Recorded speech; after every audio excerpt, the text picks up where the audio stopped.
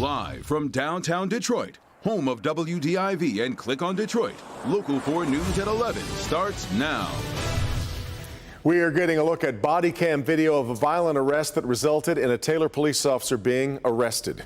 Tyler Mead was arraigned today on the charges stemming from the incident that happened all the way back in April of 2020. Jason Colthorpe live at the Taylor Police Department tonight with a deeper dive into this video. Jason.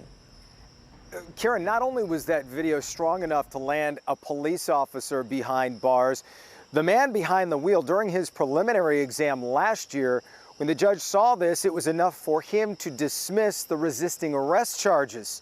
Take a look.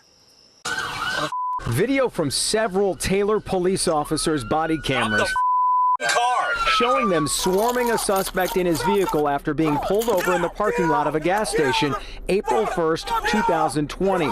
Then one officer punches the man in the car. And his hands were up. Todd Perkins is the man's attorney. His client apparently had a fight with his girlfriend about 1:30 a.m. and prosecutors say she called police when he left to go to the store. On his way back, he stopped. 7 officers, some with guns drawn, approach his car, and within seconds yank him out. And then when he's on the ground, you can hear them in concert saying, "Stop resisting." How is he resisting when there are numerous officers who have, your arms, your legs?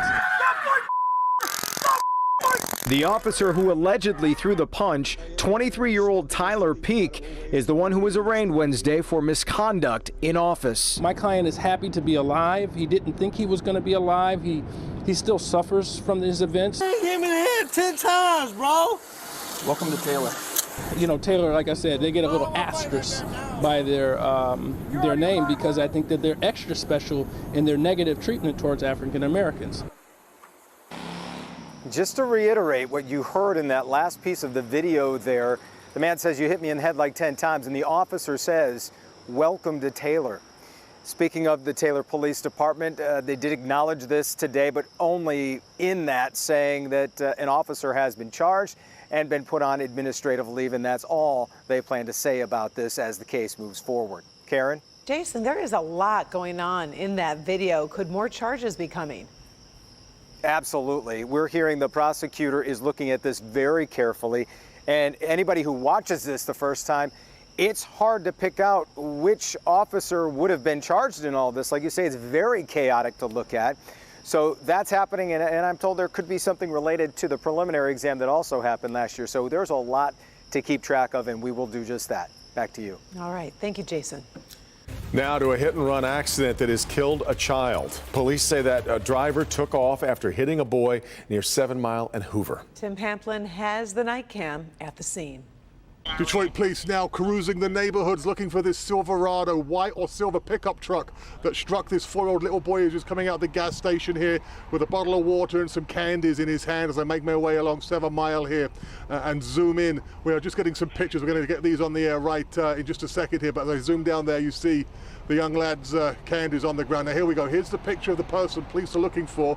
They said he went in to the gas station after striking the young man and then took off. There's his vehicle they're looking for. You see some damage to the rear wheel well there. Here's Commander Decker from the 9th Precinct. This is a green light gas station. We have his vehicle, we have his face. I mean, it's only a matter of time before he is identified. Well, we have an update now. Late breaking news. The driver, I'm being told, has in fact just in the last couple of minutes turned himself in just down the road here at Gratiot at the 9th Precinct. So he is now down at the precinct. That is the scene right now along 7 Mile at Hoover with the night cam. Tim Pamplin, Local 4. All right, Tim, updates as they occur.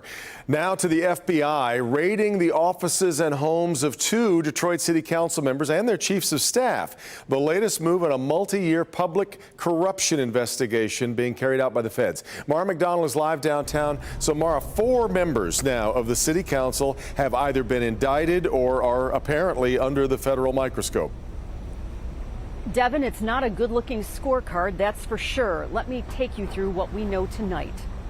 The FBI on the move, both at City Hall and at the homes of Councilwoman Janae Ayers and Councilman Scott Benson, along with their chiefs of staff. The citizens of Detroit have a right to a city government that is free of corruption. Both Ayers and Benson, who are popular with the voters, are up for re-election this fall, although Benson is running unopposed. Folks are really sad and really troubled by sort of the culture, the question of the political culture in City Hall. Former Detroit City Councilwoman Sheila Cockrell says her phone has been ringing all day. People flabbergasted that Ayers and Benson would be the targets of a corruption probe. The feds will not go on the record about what is at the heart of their search, but sources tell us it relates to towing. There are no charges against either Ayers or Benson right now, but it sure isn't a good look for a council that has already seen Gabe Leland plead to misconduct in office and resign, and Andre Spivey is facing a bribery charge. Back here live, interesting timing on the feds here. They are conducting these raids before a general election, several weeks before a general election. Is it going to have any effect, and was the timing here critical? I guess we'll know more if anyone actually ends up getting indicted. We're live downtown tonight at City Hall. I'm Mara McDonald, Local 4. Boy, big day at City Hall. All right, Mara. Tonight, it looks like booster shots will likely be recommended for people who got the Johnson & Johnson vaccine. The company released data showing a booster gives a 9-fold increase in antibodies. Meantime, Michigan reports 4,326 new cases and 38 deaths over the past 2 days. That averages out to 2,163 cases a day. Right now, the state has its highest 7-day case average since May 15th. Two separate rallies held today in Metro Detroit over masks in schools. In Macomb County, parents gathered outside the county health department in Mount Clemens calling for a mask mandate. But just hours before that, about 200 parents marched outside the Oakland County Health Division building in Pontiac for the exact opposite reason. That group angry about the mask mandate that was just announced last night for all schools in Oakland County. Oakland's executive Dave Coulter says universal masking is needed because of the fight against the Delta variant. We did that very simply because our numbers are going up in terms of COVID numbers. Our transmission is now high per the CDC. We have high transmission levels, and we want to keep our kids safe and in the classroom. That's the key. Macomb County Executive Mark Hackel released a video statement making it clear both he and his health department will not make any mandates and instead will leave it up to each individual school district. A leader of the group accused of planning to kidnap Governor Whitmer is sentenced. A federal judge sentenced 25-year-old Ty Garbin of Heartland to 6 years in prison. Sentencing guidelines called for 17 years and prosecutors recommended 9 years. Garbin is the only person charged to plead guilty so far. He's working with the feds, telling them the group trained at his property and planned an attack at the governor's vacation home. He truly was sorry for what he did, and the steps that he has taken to undo what he did were both the two biggest factors in that sentencing today. Lawyers for the other men charged argue the FBI entrapped them. Garbin's attorney says he'll be a star witness for the government when the other men go to trial. Michigan Congressman Peter Meijer responding tonight to criticism for a secret visit to Kabul yesterday to witness the ongoing evacuation of Americans and Afghans. In an interview tonight with Fox News, Meijer says he did not support the August 31st deadline, but the visit has changed his mind. After talking with commanders on the ground, I trusted their judgment. And I believed it. That is what I want to take back to my fellow members of Congress. Those are the stories that I want to tell that aren't being told of the individuals on the ground who are committing some of the most heroic acts I have seen in my life. Meijer and Massachusetts Congressman Democrat Seth Moulton say they took the trip because they felt like they weren't getting the facts from the White House. Both acknowledged they gained important insights so that Congress can provide oversight and assistance where needed. Still ahead at 11, they promoted their lawsuit as a way to keep former President Trump in office. The sanctions the so-called Kraken legal team is now facing for their election lawsuits in Michigan. Here's Andrew.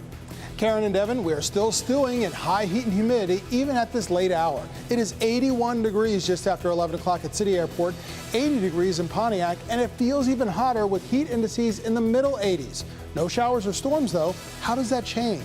We'll talk about that for tomorrow's forecast and your weekend forecast coming up.